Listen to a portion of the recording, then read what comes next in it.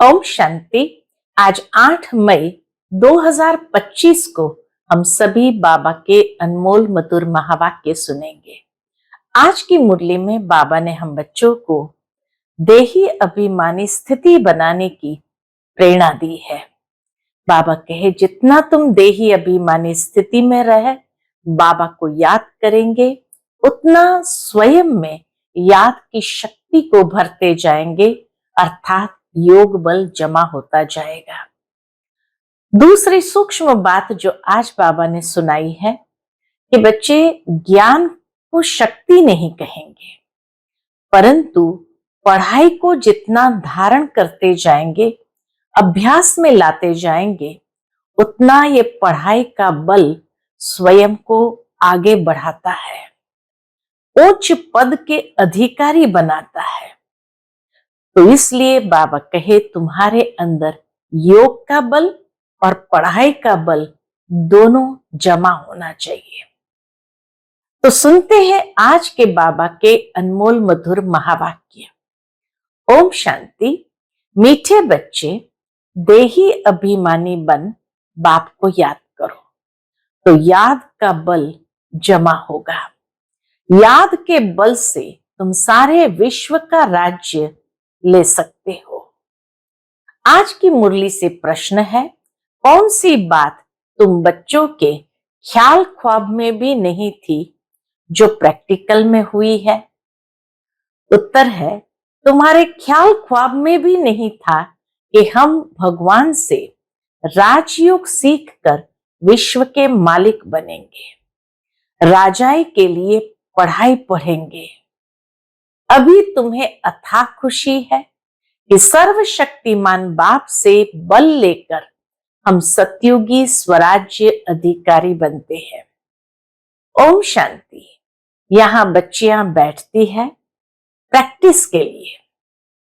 इस बात की प्रैक्टिस वास्तव में यहाँ अर्थात संदली पर बैठना उनको चाहिए जो देही अभिमानी बन बाप की याद में बैठे। इतना बाबा एक सूक्ष्म भाव बता रहा है कि जब संदली पर बैठते हैं योग कराने के लिए तो उस समय स्थिति हमारी देही अभिमानी होनी चाहिए, तभी वो वाइब्रेशन चारों ओर फैलेगा और दूसरों को भी सहयोग दे सकेंगे बाप की याद में स्थित होने के लिए।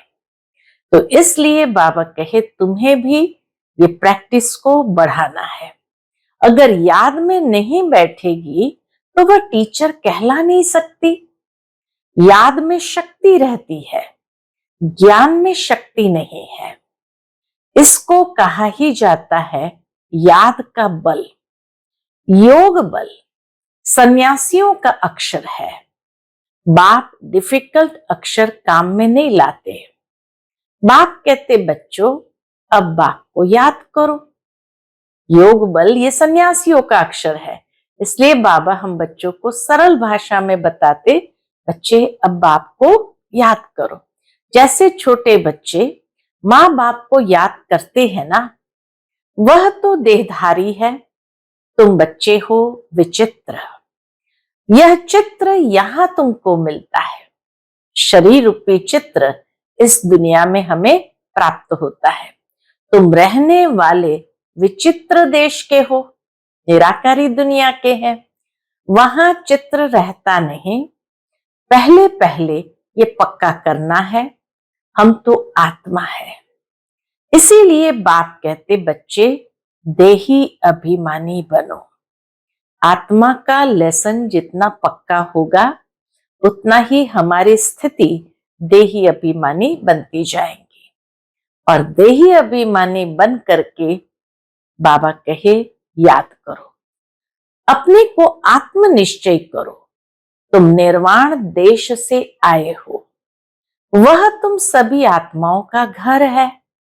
परम धाम निर्वाण धाम सभी आत्माओं का घर है।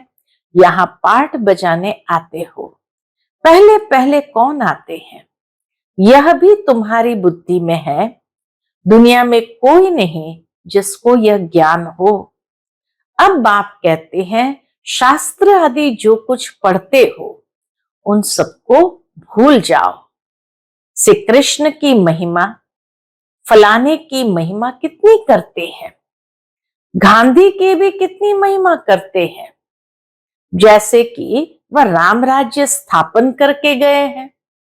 स्थापन तो किया नहीं, खाली एक स्वप्न देखा, तो भी कितनी महिमा करते हैं। परंतु शिव भगवान उवाच, आदि सनातन राजा रानी के राज्य का जो कायदा था, बाप ने राजयोग सिखाकर राजा रानी बनाया। बहुत सुंदर बात बाबा ने कही। शिव भगवान उवाच, आदि सनातन राजा रानी के राज्य का जो कायदा था, बाप ने राजयोग सिखाकर राजा रानी बनाया। उस ईश्वरीय रस्म रिवाज को भी तोड़ डाला। ईश्वरीय रस्म रिवाज कौन सी थी कि राजयोग सीख करके ही हम देवी देवता पद को पाते हैं। खाली देवी देवता पद नहीं, लेकिन उसमें भी राजा रानी का पद। तो बाबा कहे वो राजयोग ही लोग भूल गए, इस रस्म रिवाज को तोड़ डाला। बोला राजाई नहीं चाहिए।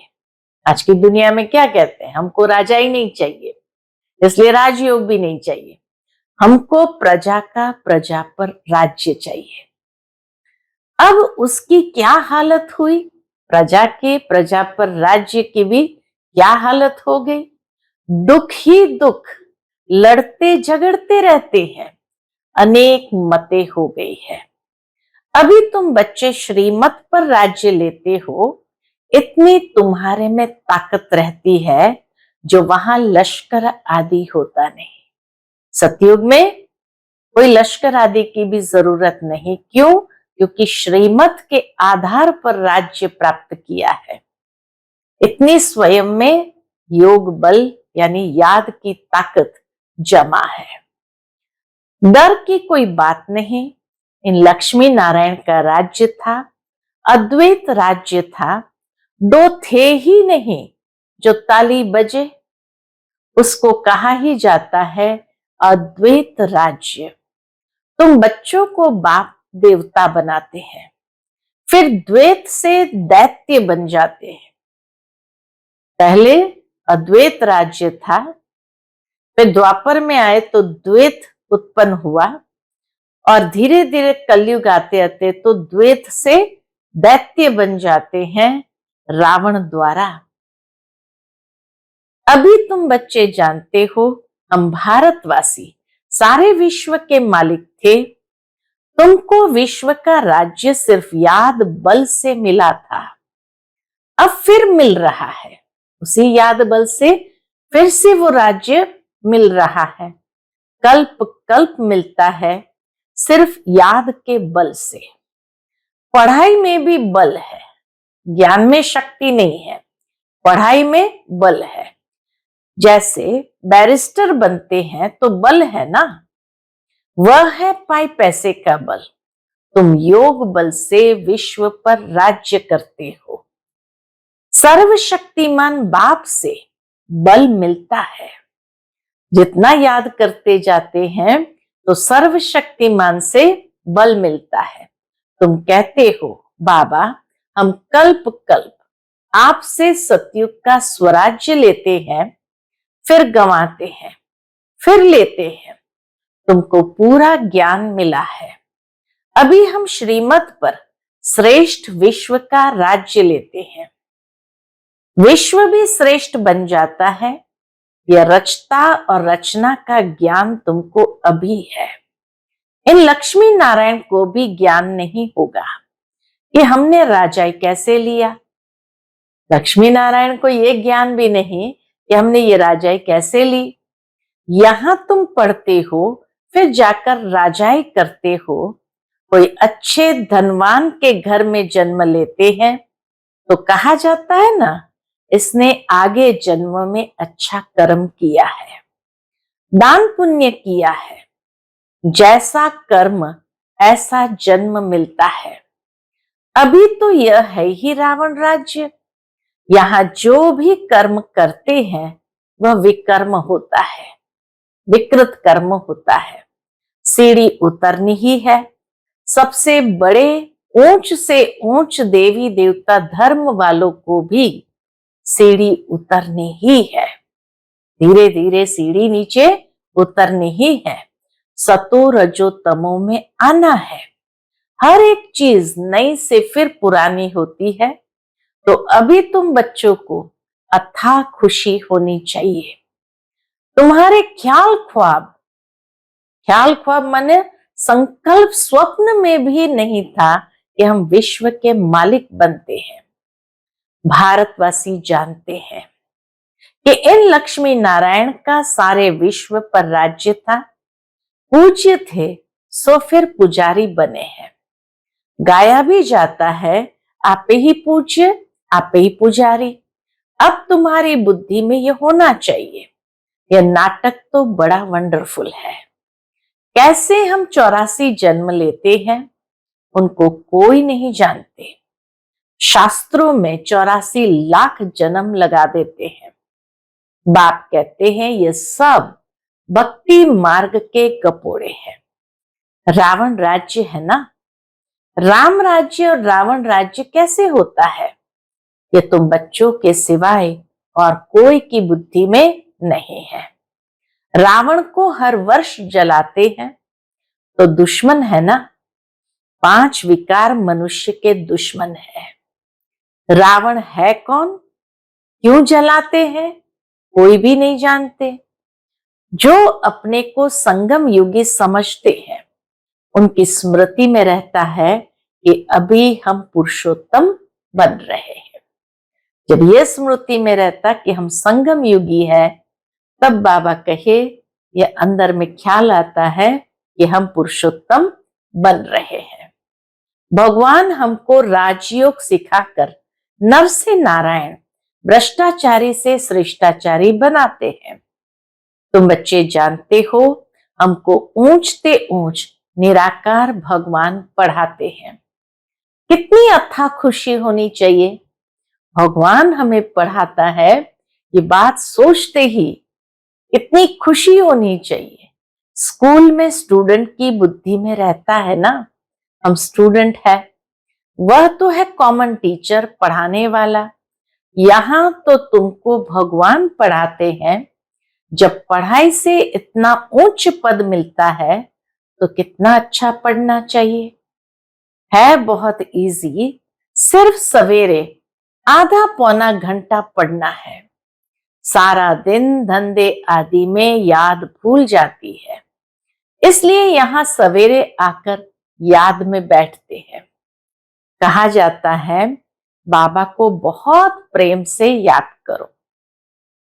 कहा जाता है बाबा को बहुत प्रेम से याद करो।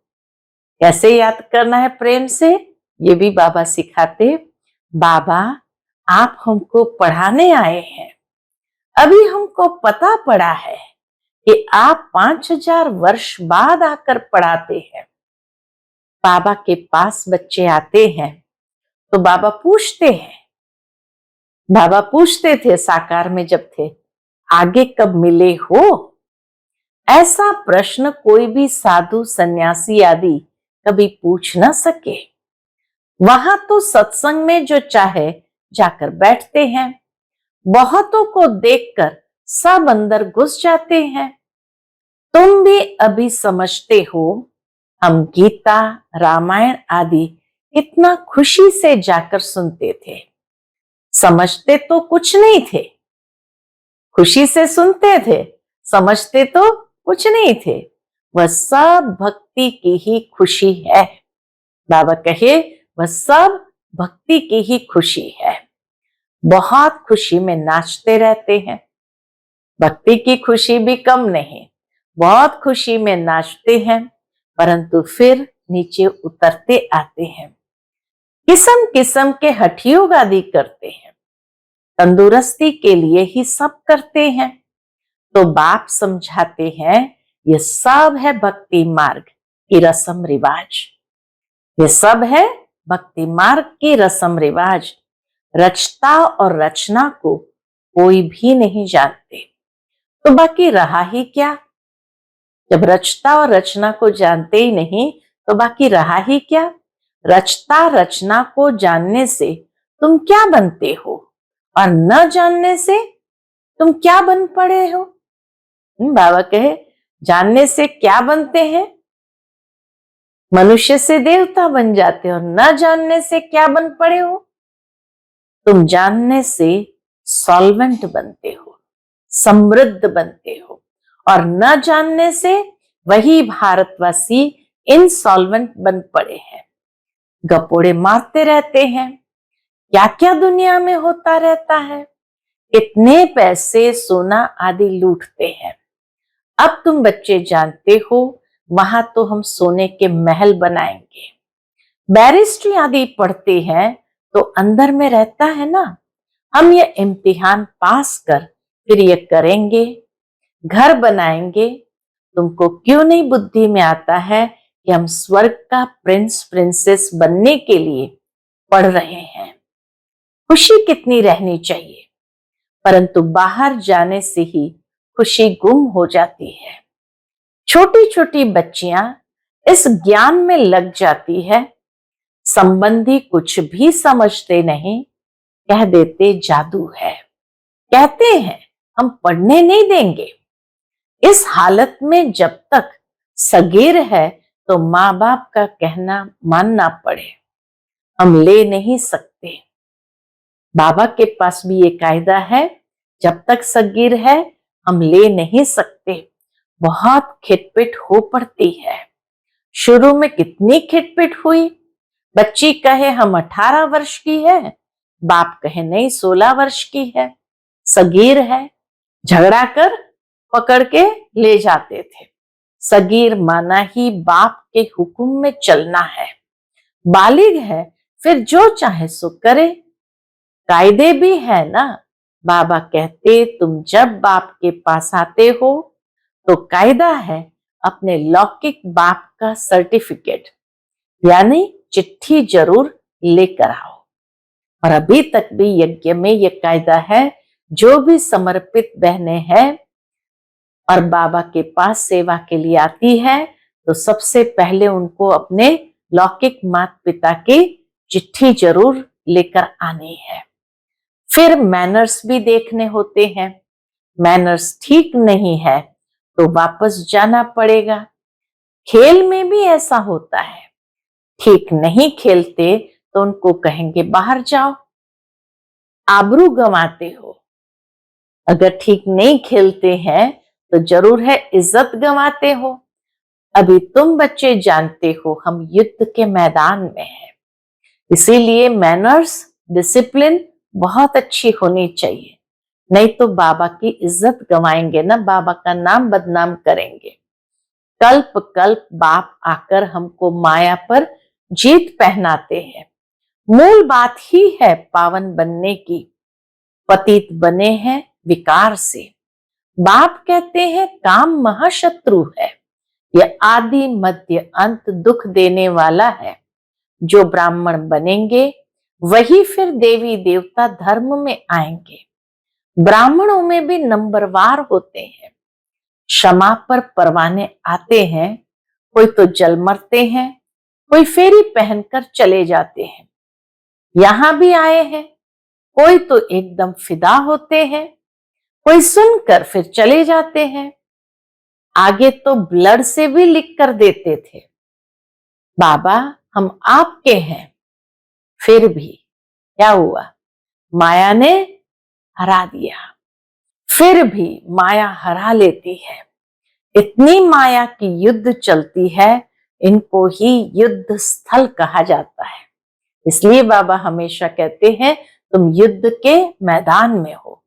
यह भी तुम समझते हो, परम पिता परमात्मा ब्रह्मा द्वारा सभी वेदों शास्त्रों का सार समझाते हैं। चित्र तो ढेर बना दिए हैं ना, नारद का भी मिसाल इस समय का है। सब कहते हैं हम लक्ष्मी अथवा नारायण बनेंगे। बाप कहते हैं अपने अंदर में देखो, हम लायक है, हमारे में कोई विकार तो नहीं है। नारद भगत तो सब है ना। यह एक मिसाल लिखा है। वास्तव में नारद भगत तो सब है, बाकी मिसाल एक का लिखा है। भक्ति मार्ग वाले कहते हैं हम श्री लक्ष्मी को वर सकते हैं। बाप कहते हैं नहीं, जब ज्ञान सुने तब सदगति को पा सके। मैं पतित पावन ही सबकी सदगति करने वाला हूं। अभी तुम समझते हो बाप हमको रावण राज्य से लिबरेट कर रहे हैं। वह है जिस्मानी यात्रा। भगवान वाच मन मना भव, बस इसमें धक्के खाने की बात नहीं। वह सब है भक्ति मार्ग के धक्के। आधा कल्प ब्रह्मा का दिन, आधा कल्प है ब्रह्मा की रात। तुम समझते हो हम सब बीके का अभी आधा कल्प दिन होगा। हम सुखधाम में होंगे, वहां भक्ति नहीं होगी। अभी तुम बच्चे जानते हो हम सबसे शाहूकार बनते हैं, तो कितनी खुशी होनी चाहिए। तुम सब पहले रफ पत्थर थे। बाबा कहे पहले तुम कैसे थे, एकदम रफ पत्थर थे। अब बाप सिरान धार पर चढ़ा रहे हैं। तलवार की धार होती है ना, तो बाबा कहे तुम्हें सिरान धार पर चढ़ा रहे हैं। बाबा जौहरी भी है ना। ड्रामा अनुसार बाबा ने रथ भी अनुभवी लिया है। गायन भी है, गांव का छोरा। श्री कृष्ण गांव का छोरा कैसे हो सकता है? वह तो सतयुग में था। उनको तो झूलों में झुलाते हैं, ताज पहनाते हैं, फिर गांव का छोरा क्यों कहते हैं? गांव के छोरे शाम ठहरे, अभी सुंदर बनने आए हैं। बाप ज्ञान की सिरान पर चढ़ाते हैं। यह सत का संग कल्प कल्प कल्प में एक ही बार मिलता है। बाबा आकर हम बच्चों को ज्ञान की सिरा पर चढ़ाते हैं ना। वह सत का संग कल्प कल्प कल्प में एक ही बार मिलता है, बाकी सब है झूठ संग। इसलिए बाप कहते हैं hear no evil, see no evil, talk no evil.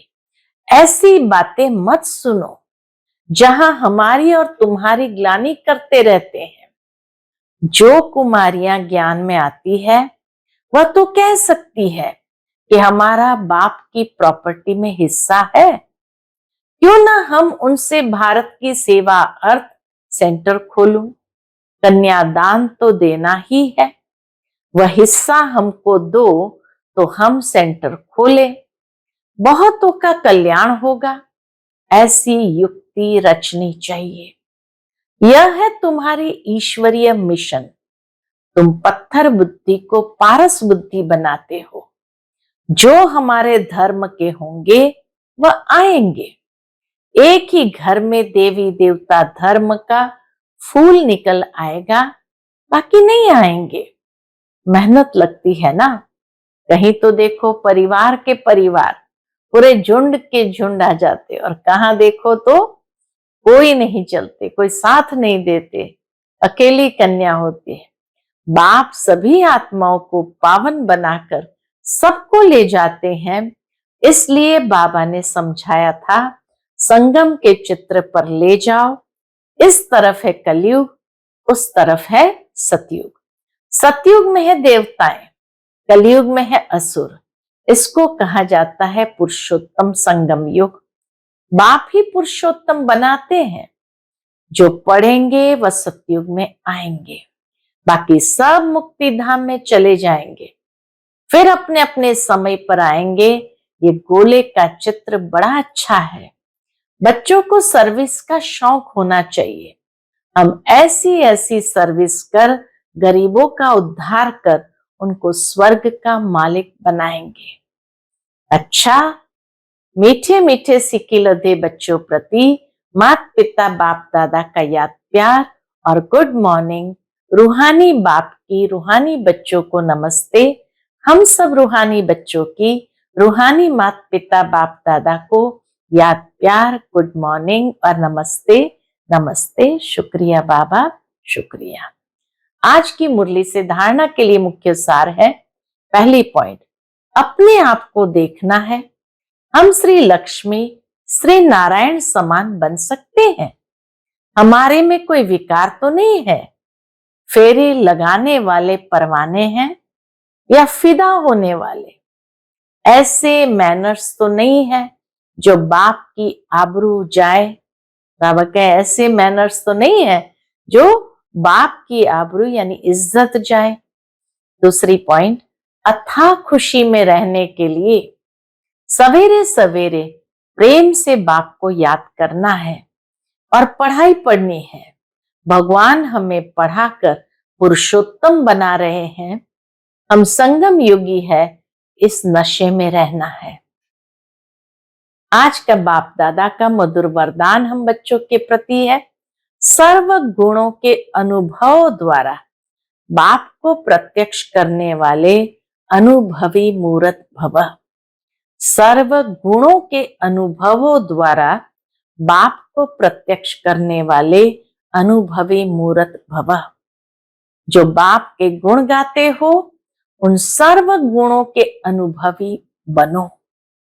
जैसे बाप आनंद का सागर है, तो उसी आनंद के सागर की लहरों में लहराते रहो।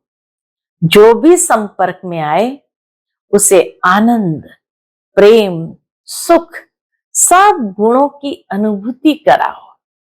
ऐसे सर्व गुणों के अनुभवी मूर्त बनो तो आप द्वारा बाप की सूरत प्रत्यक्ष हो, क्योंकि आप महान आत्माएं ही परमात्मा को अपनी अनुभवी मूर्त से प्रत्यक्ष कर सकती हो। आज का स्लोगन है, कारण को निवारण में परिवर्तन कर अशुभ बात को भी शुभ करके उठाओ। कारण को निवारण में परिवर्तन कर अशुभ बात को भी शुभ करके उठाओ। आज का अव्यक्त इशारे, रूहानी रॉयल्टी और प्यूरिटी की पर्सनालिटी धारण करो।